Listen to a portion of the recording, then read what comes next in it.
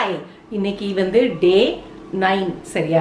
இன்னைக்கு வந்து நமக்கு ரொம்ப ஹெல்த்தியான ஒரு ஈஸியாகவும் பண்ணக்கூடிய ராகி தோசை. எல்லாருக்குமே ராகி தோசை பண்ணணும்னு ஆசை இருக்கும். இந்த ராகியை ஊற வச்சு அந்த இதெல்லாம் பண்ணுறது வந்து கொஞ்சம் நமக்கு ஒரு டீடியஸ் ஒர்க் மாதிரி தெரியும் நமக்கு. அதை வந்து இன்னும் கொஞ்சம் சிம்பிளிஃபைடாக பண்ணுறதுக்கு நான் ஒரு ஐடியா பண்ணியிருக்கேன். அந்த ரெசிபி வந்து இப்போ நம்ம பார்க்க போகிறோம். நம்ம இன்றைக்கி பார்க்க போகிறது வந்து ராகி தோசை தான். அகெயின் இது வந்து ஒரு மில்லட் ரெசிபி, சூப்பராக இருக்க போது. நான் இதுக்கு வந்து நேற்றே வந்து மாவு அரைக்கிறது அந்த இதெல்லாம் நான் செஞ்சு வச்சுட்டேன். ஸோ ஃபஸ்ட்டு நீங்கள் அந்த இதெல்லாம் போய் ப்ரொசீஜர்லாம் போய் பார்த்துட்டு வந்துடுங்க. அதாவது உளுந்து ஊற வைக்கிறது, அரைக்கிறது, ராகி மாவு மிக்ஸ் பண்ணுறது, இது எல்லாத்தையும் நீங்கள் முதல்ல போய் பார்த்துட்டு வந்துடுங்க. அதுக்கப்புறம் நம்ம தோசை ரெடி பண்ணலாம். ஓகேயா?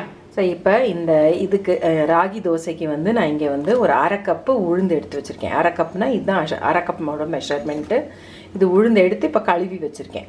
இதை வந்து இப்போ ஒரு 4 hours வரைக்கும் நல்லா ஊறட்டும். நல்லா ஊறினா தான் இது உங்களுக்கு அரைக்கிறதுக்கு, ஏன்னா நம்ம மிக்சியில் அரைக்க போகிறோம் பாருங்கள், அதனால் நமக்கு அரைக்கிறது ஈஸியாக இருக்கணும்.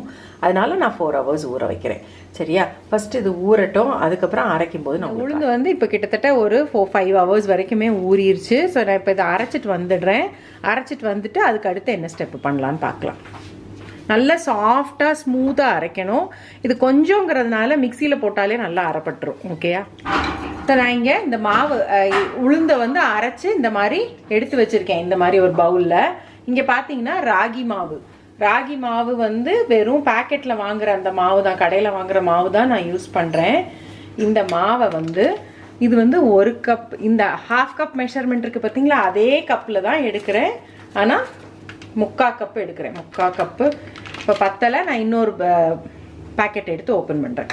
இப்போ இதில் இன்னொரு 1/2 கப் எடுத்திருக்கேன். சரியா? ஸோ மொத்தத்துக்கு இந்த ஒரே கப்பில் வந்து 3/4 கப்பு அளவுக்கு நான் ராகி மாவு எடுத்திருக்கேன். சரியா? அதே மாதிரி இங்கே பார்த்தீங்கன்னா ரைஸ் ஃப்ளார், அரிசி மாவு, அதுவும் சாதாரணமாக நம்ம இது வந்து ஃபுல்லாலாம் போட வேண்டாம். இது பார்த்தீங்கன்னா இந்த கப்புக்கே 3/4 கப்பு அளவுக்கு தான் நான் போடுறேன். சரியா? இப்போ இது ரெண்டையும் நம்ம நல்லா கலந்து விட்டுக்கிடுவோம்.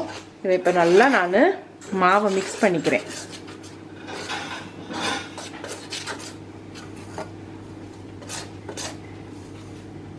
தண்ணி வேணுங்கிற அளவு தண்ணி ஊற்றி தோசை மாவு கன்சிஸ்டன்சிக்கு நம்ம மிக்ஸ் பண்ணிக்குவோம். ஓகே, தண்ணி நான் ஊற்றுறேன். இப்போது இதில் வேணுங்கிற அளவு தண்ணி ஊற்றி இதை நான் இப்போ கலந்து இதில் உப்பு போட்டு இதை வந்து இப்போ நான் புளிக்க வைக்க போகிறேன்.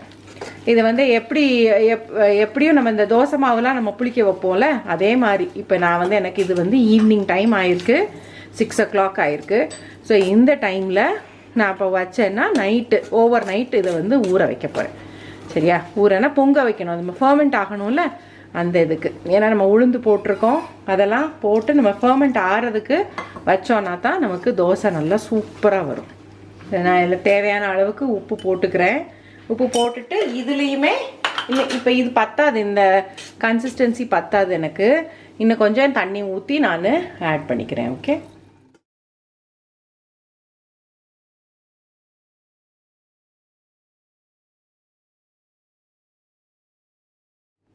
இப்போ இந்த மாவு வந்து நமக்கு நான் க்ளோஸ் பண்ணி வச்சிட போகிறேன். இன்னும் நான் நெக்ஸ்ட் டே காலையில் பார்க்கும்போது நமக்கு எப்படி ஃபர்மெண்ட் ஆயிருக்குன்னு தெரியும். ஓகே,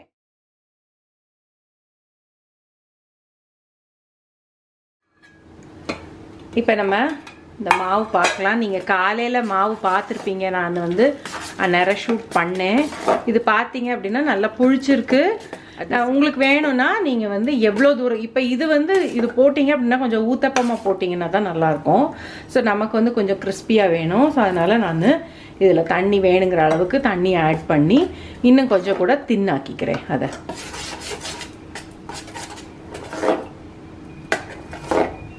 நம்ம ரெகுலர் தோசை மாவு மாதிரி ஆகிடும் இது. இப்போ நம்ம இதை தோசை ஊற்ற ஆரம்பிச்சிடலாம். பார்த்தீங்கன்னா இதுதான் நமக்கு கன்சிஸ்டன்சி. நமக்கு தோசை இப்படி தானே இருக்கும் தோசை மாவு. ஸோ அதனால் நம்ம இப்போ தோசை ஊற்றுறதுக்கு கரெக்டாக இருக்கும். நான் தோசை கல் சுட வச்சுருக்கேன். இப்போ நம்ம தோசை ஊற்றிடலாம். இதில்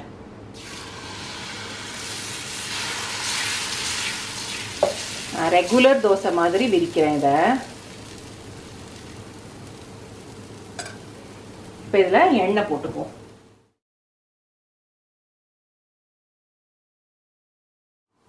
பார்த்தீங்கன்னா இந்த சைடெல்லாம் பார்த்தீங்கன்னா நல்லா தெரியுது உங்களுக்கு. இது நல்லா ப்ரௌன் ஆகிட்டுருக்கு, நல்லா கிறிஸ்பியாக வருது தோசை. ஸோ இதை வந்து இப்போது நம்ம திருப்பிக்கலாம்.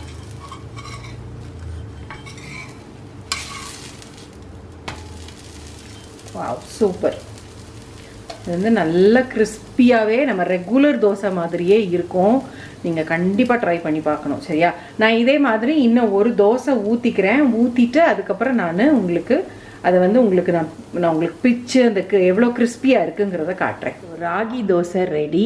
இங்கே ராகி தோசைக்கு பார்த்தீங்கன்னா நான் வந்து இந்த தக்காளி தொக்கு சட்னி மாதிரி வச்சுருக்கேன். ஸோ எஸ், பியூட்டிஃபுல்லாக சூப்பராக ரெடி ஆயிடுச்சு. நீங்கள் இப்போ பார்த்தீங்கன்னா நான் உங்களுக்கு காட்டுறேன் எப்படி இருக்குன்னு. சத்தம் கேட்குதான்னு பாருங்கள்.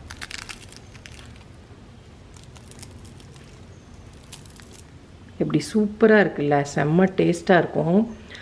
டேஸ்ட்டும் சூப்பராக இருக்கும், நீங்கள் நம்பவே மாட்டீங்க. செஞ்சு சாப்பிட்டு பாருங்கள். இதே மாதிரி நீங்கள் செஞ்சு சாப்பிட்டு பார்த்தீங்கன்னா எனக்கு கண்டிப்பாக ஃபோட்டோ எடுத்து அனுப்புங்க. ஓகே?